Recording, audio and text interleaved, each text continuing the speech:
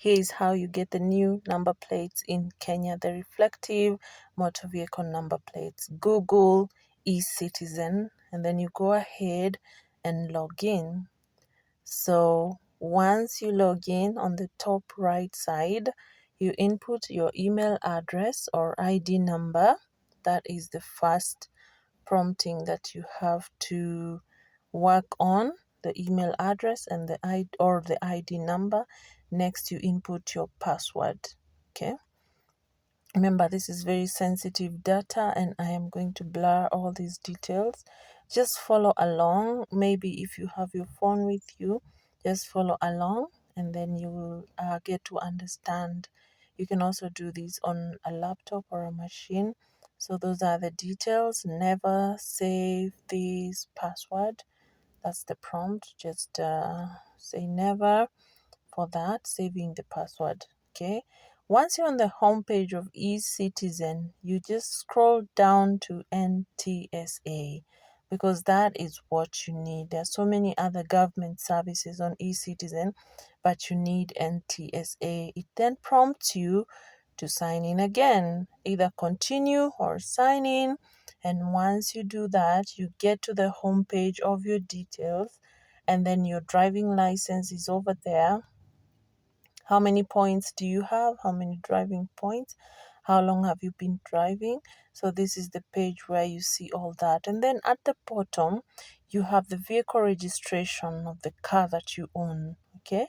So once you click on that, then you click on view those details, you will see all the details of all the cars that you own. If it's one, if it's two, each of the vehicles details will appear here.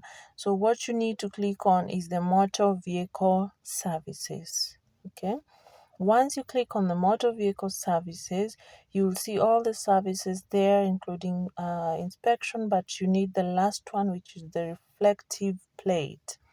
Now, once you click on reflective plate, you can see details of your vehicle are already auto-populated. So you just scroll down all the way, all the details of your vehicle have already populated up over there. Okay, so once you go down and click next, you will be needed to respond what's the reason for the reflective plate. And the reason is new generation. You need it because it's the new generation plate. Now you will be required to upload the following: a copy of the logbook, photos of the front and back current plates, and then you scan those as a PDF document. Please get that. You scan those three as a PDF document, and then we continue filling it up.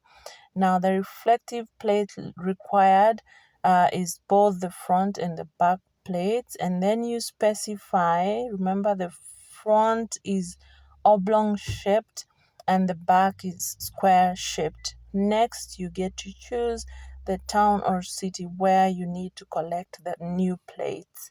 Okay, so is it Nairobi? Is it where? You given the options, you just choose one. What notification method? You're going to receive that notification via SMS. You can also choose via email. The next is in filling the authorized person to collect the plates. So not applicable, but then now you have to input your national ID number, and then you do the ID lookup. Now here is where most people get stuck because if you input your name wrong, the ID lookup will not work. Okay, so what you need to do, make sure that you just write the first name, your first name, and after that don't do any full stops, don't do any space, do nothing. Just write the first name and don't do anything after that. That is the mistake that people do, and the ID lookup fails most of the time. So once you do that, you input your phone number, and when you click on search after the ID lookup, once you click on the search button, your name, your ID number and full name should automatically populate down there. You remember, you can only understand this if you're trying to do that. Okay, so just make sure that your name is just your name. Do not do any space after that, and do not do any full stops after your name. Is just your name. Okay, after the last letter, don't input anything else. And once you search, it will automatically populate the details down there. Once you do that, you can now continue with the application by previewing what you have been doing. It is important to check that you attached the right documents, you specified the ID number correctly, but remember, if it has already populated, then you are good to go. Okay, next, now you preview. Once you preview, you can see the details, the reflective plate. Changes you make will be saved as draft and will not reflect until you submit. Okay, so now you get to look at all the details. Never ever assume that everything is correct. It is good to just have a look before you make the final submission. So keep checking all the details that you have infilled, even if you're doing this from a laptop, a computer, a desktop, MacBook, whatever, or you're just doing from your phone. I used my phone for this application so that it can be possible for anybody to do it from the comfort of their homes. So you can see all the details of the vehicle are auto-populated. You did not go in filling the year of manufacture, blah, blah, blah, because NTSA has all your details, okay? So make sure you have attached a scanned combined copy of the logbook, photos of the front and back of the plates, of the number plates, of the current number plates, remember. So make sure it's one PDF document. The logbook, the front and the back. That is one document with 3 pages. Did you get that? All right, so we proceed. Once you have done all that, just continue making sure that all the details are correct. Remember, most of these details have been auto-populated, automatically updated in all the questions that you need to answer. The next process now you need to do is to complete the application. Remember, this process will cost you Kenya shillings 3,050. So make sure you have Kenya shillings 3,050 on any mobile phone number that's close to you. Apologies. Any mobile phone number or any means of payment, as we shall see in the upcoming payment options. Okay, just make sure you have Kenya shillings 3,050 with you. Once you complete the application, let's see where this takes us. Remember, you're still in the NTSA portal that's located in the eCitizen main portal.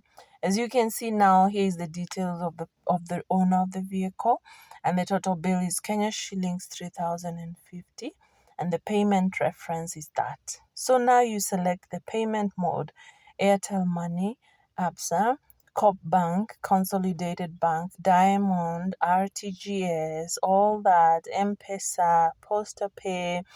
This one has so much. The options are so many. Now it is up to you to choose how you want to pay. Okay, so now you input the phone number that you wish to make the payment through. Okay, it can be the phone number that you're using to do this application, or it can even be an external number away from this one that you're going to use to make this application.